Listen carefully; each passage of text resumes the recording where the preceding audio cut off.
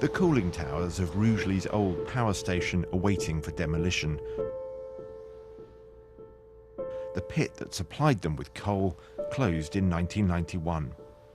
All that's left of Lea Hall Colliery is the memorial in the town centre to the miners who died there. At the height, I think at Lea Hall they employed 2,100 people. That's an awful lot of families. 2,100, that's an awful lot of families being fed from the pit. It becomes a way of life, and especially when it's, you know, if it's in your family history, you've got cousins who work there, you've got fathers, uncles. They lived on the estate, the same estate. It was a community. It was a community at work, basically. There's good news on the region's employment front. The online retailer Amazon has announced plans to open a new processing centre in Staffordshire. So there was considerable excitement in Rugeley when in 2011, 2 decades after the pit closed, Amazon opened a huge warehouse distribution centre on the site of Lea Hall Colliery.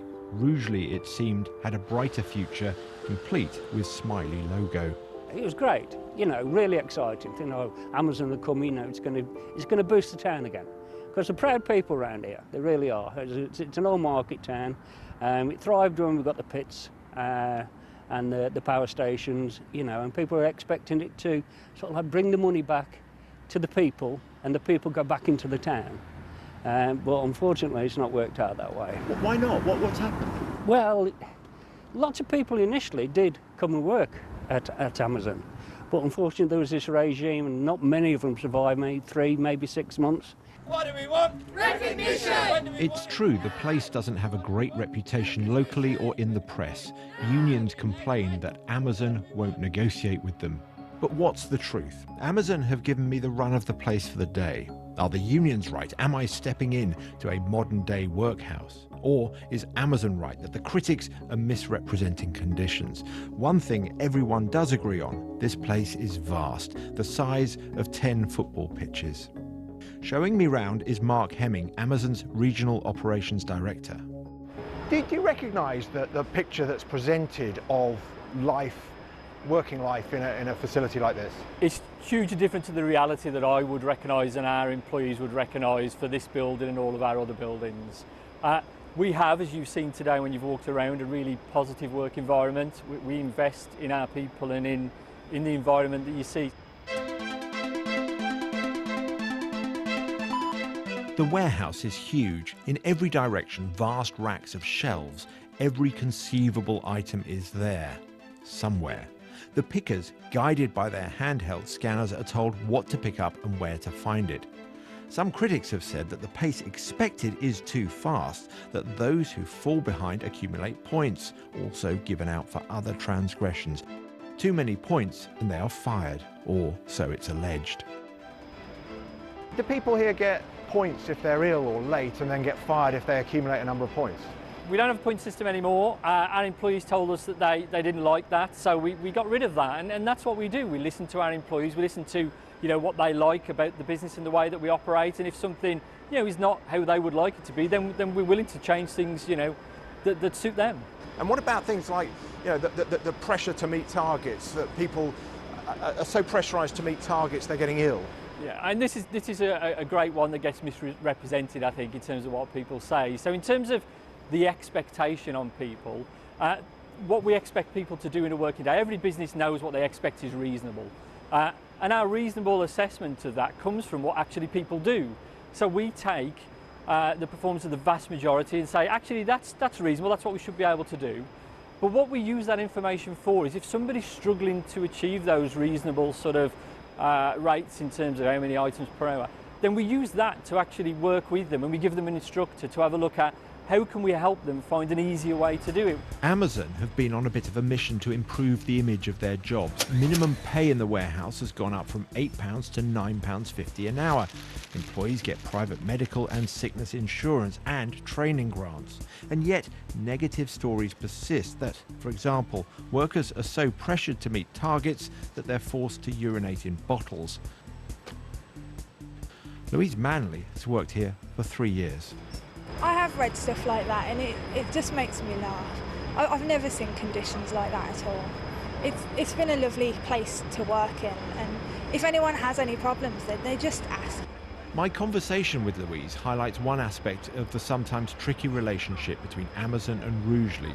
Like 80% of the workers here, she doesn't live in the town. She commutes from Walsall, 40 minutes away. We get people from Walsall, Wolverhampton, Birmingham, but they put buses on, which go straight from like the town centres straight to here and then home again, which is really convenient. And you don't spend a lot of time in Rugeley then? No, I don't. No, I just come here to work.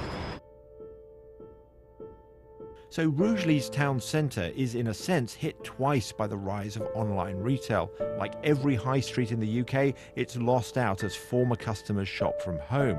But it's also lost out because not enough of the money earned at its biggest employer is now spent in the town.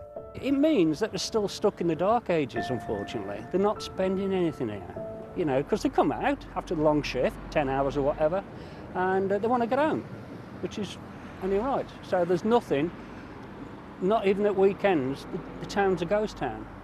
Whereas before, when we got the local employer being the pit, and there's thousands of people living locally, the town was thriving. Many of the workers here are not just from outside the town, but from Eastern Europe. Just how many? Well, for a company that seems to track every possible metric, this is apparently one they don't measure.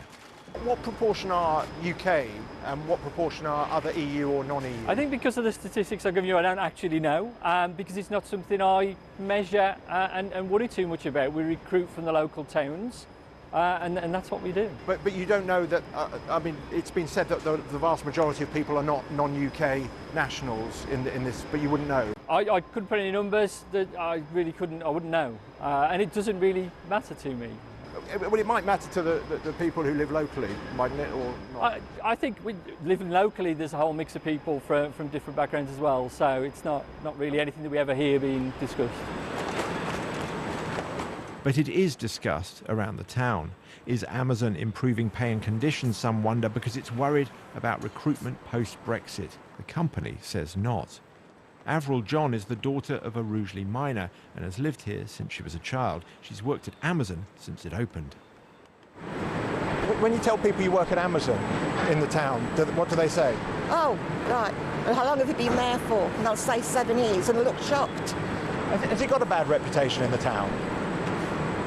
Like I say, it depends on who you talk to. I mean, if you've had somebody who's had a bad experience, and by a bad experience, I mean people that haven't had it all their own way, then yes, some people will say that. But of course, until you come and work here and you experience it for yourself, you don't really know. Because, I mean, like if I say to somebody, well, how do you know? Oh, well, so-and-so told me. Well, why don't you come? If you want a job, why don't you come and try it and get you the numbers, you know? But for how long will there be jobs? Amazon is at the forefront of trying to automate away warehouse workers altogether. Their robots are getting smarter and more dexterous. History could repeat itself. So much has changed since the pit closed, but are the jobs here now better or worse? What will become of this pit yard where men once trampled faces hard? One thing that's certainly changed is the solid connection between the workplace and the community. That has gone. Rugeley is where these workers are. It's not who they are. Tired and weary, their shift done, never having